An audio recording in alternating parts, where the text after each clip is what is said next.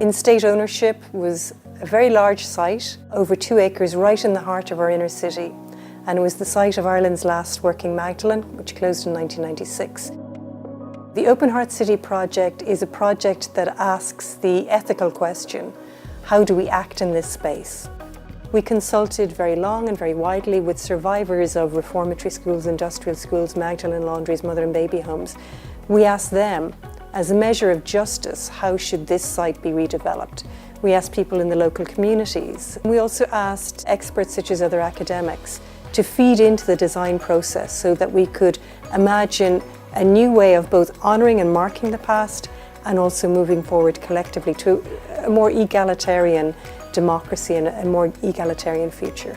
In our consultations with survivors, they wanted a repurposing of this older institution to be an institution of education and memory. So the government agreed with our vision and has agreed to fund that vision.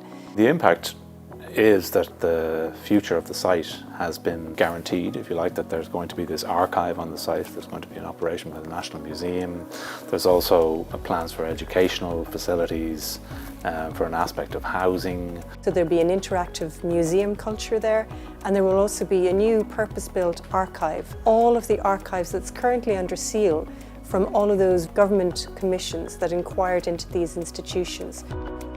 Walter Benjamin said that architecture is absorbed in a state of distraction. You know, you're not paying attention to it, it's not at the forefront of your mind. But somehow the way the site has been approached and the values that are inscribed in its redevelopment, I think you would feel that.